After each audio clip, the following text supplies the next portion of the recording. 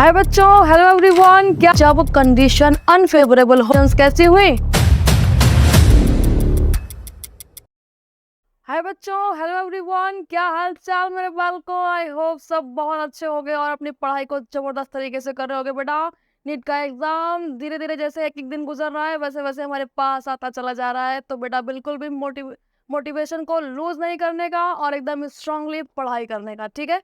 चलो बेटा, आज हम यहाँ पर डिस्कस करने वाले हैं कुछ इंपॉर्टेंट टॉपिक जो कि यहाँ पर हमने लिए हैं पॉरीफेरा से। किससे लिए हैं? पॉरीफेरा से। और पॉरीफेरा के इंडिविजुअल्स को हम क्या कहते हैं? स्पॉन्जेस कहते हैं, क्योंकि उनकी बॉडी कैसी होती है? स्पंज की तरह। जैसे स्पंज नहीं, हम अपना बात स्पंज यूज करते हैं कि कभी भी उसको साइज कम कर लिया, कभी भी साइज उसका बड़ा हो जाता है जैसे छोड़ा, ठीक है? तो यहाँ पर पॉरीफेरा में देखो काफी सारी चीजें तुम पढ़ते रहते हो, नोट्स में भी लिखी रहती हैं, ठीक है? टीचर से भी सुनते रहते हो कि भैया पॉरीफेरा के ये कैरेक्टर, ये कैरेक्टर, ये कैरेक्टर।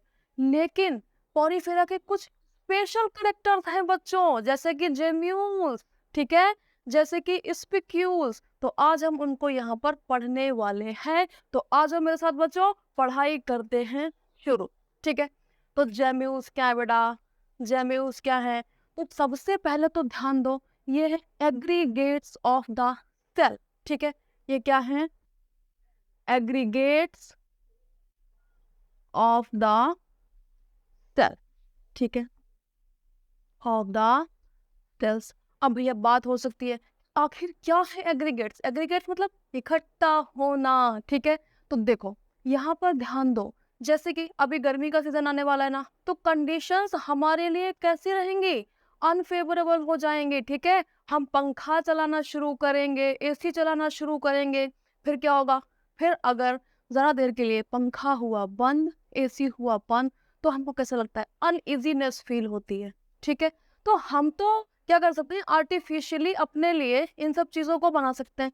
लेकिन बेटा जो पॉरीफेरा के एनिमल्स हैं उनके लिए अगर कंडीशन अनफेवरेबल हुई तो वो कैसे पंखा और एसी लगाएंगे बेचारे? कैसे लगाएंगे? तो ऐसा नहीं होगा। तो देखो सरवाइव तो करना है उन्हें भी। मान लो यहाँ पर ध्यान दो बच्चा, देखो मान लो कि हमने एक स्पॉन्ज की बॉडी को बनाया, ठीक है? हाँ ठीक बनाया भैया बॉडी। चलो दोबारा से बनाते हैं। बॉडी सुंदर नहीं लग रहा है? हाँ, ये है भैया इसका सबस्ट्रेटम, जिससे क्या है? अटैच।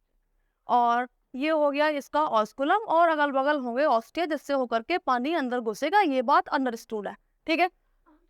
लेकिन मान लो हमने लिया एक फ्रेश वाटर स्पॉन्ज जिसका नाम है मेरे बच्चों स्पॉन्जिला।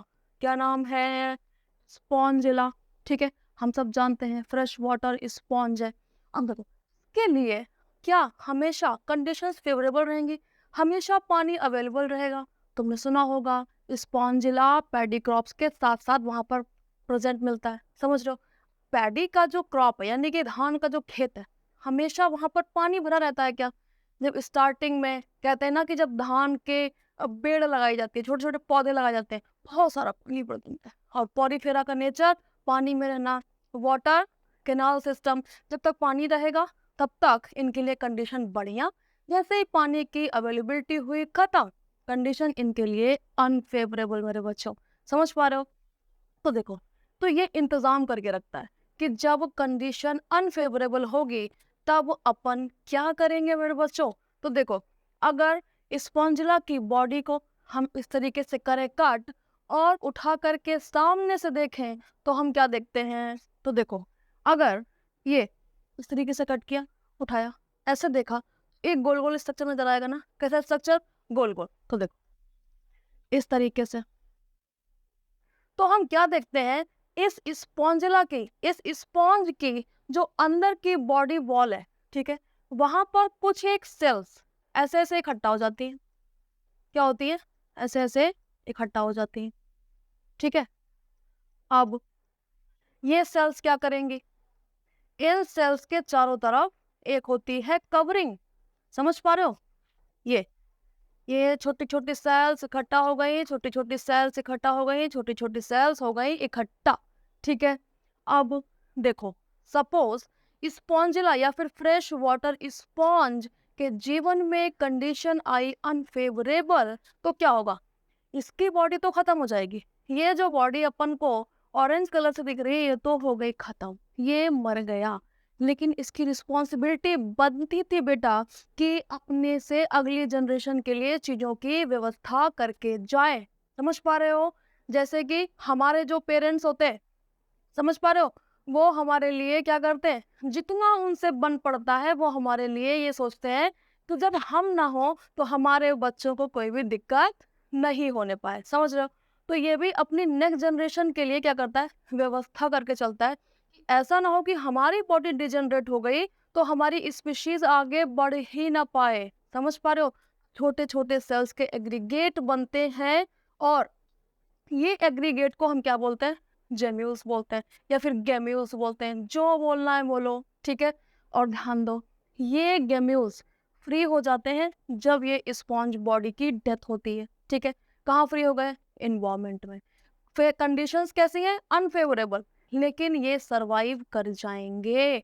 समझ पा रहे हो? और हम कहते हैं कि जेम्यूल हमेशा सरवाइव करते हैं even in the absence of the oxygen. समझ पा रहे हो? ये सरवाइव कर जाते हैं। ठीक है? फिर क्या होता है, जैसे ही दोबारा पानी आया, दोबारा कंडीशंस कैसी हुई, फेवरेबल हुई, तो यही जो सेल्स के एग्रीगेट्स हैं मेरे बच्चों, ये क्या करेंगे, ग्रो करके एक नया स्पॉन्ज बॉडी का फॉर्मेशन कर लेंगे। क्या इतनी बात समझ में लगी? क्या इतनी बात समझ में लगी? तो देखो जरा, यहाँ पर ध्यान दो, अगर एक जेम्यूल या फिर एक इस वाले स्ट्रक्चर को देखें, ध्यान दो, ये हमने एक सेल एग्रीगेट को उठाया और इसे हम अब नेक्स्ट स्लाइड पर देखेंगे कि आखिर ये कैसा दिखता है। तो देखो, ये तो हो गया इसका आउटर लेयर। ठीक है? इसके अंदर प्रेजेंट होंगी सुंदर सुंदर सेल्स, सुंदर सुंदर सेल्स। और दिख रहा है ये कलर? अच्छा, बहुत अच्छा नहीं दिख रहा है। तो देखो, सुंदर सुंदर सेल्स होंगी, ये हमने बनाई सेल्स जो कि एग्रीगेट होकर के आई थी मेरे बच्चों, और यही आगे ग्रो करके बना लेंगी एक स्पॉन्ज की बॉडी। ठीक है? समझ पा रहे हो? ये तो हो गई एक अंदर वाली लेयर। अब देखो, देख रहे हो चालाकी, देख रहे हो बच्चों, बाहर एक दूसरे लेयर की प्रोटेक्शन लगाएंगे बच्चा। देखो, ये लगाया एक प्रोटेक्शन, और इसमें होगी एक छोटी सी ओपनिंग। क्या होगी? छोटी सी ओपनिंग होगी जिससे निकल करके ये बाहर की तरफ जाएंगे सेल्स और फिर करेंगे ग्रो। लेकिन कब? जब आएगी फेवरेबल कंडीशन। ठीक है? और देखो, दूसरी चीज, इतना तगड़ा और जबरदस्त प्रोटेक्शन कि यहाँ पर इन्होंने स्पिक्यूल्स भी लगाए हैं। क्या लगाए हैं? स्पिक्यूल्स भी लगाए। ठीक है? स्पिक्यूल्स भी लगाए हैं। ठीक है? स्पॉन्ज का स्केलेटन कहते हैं हम किसको? स्पिक्यूल्स को। ठीक है? किसको? स्पिक्यूल्स को। ठीक है? अब ये क्या हो गया, पूरा एक हमारा हो गया बेटा जेम्यूल। क्या हो गया? जेम्यूल।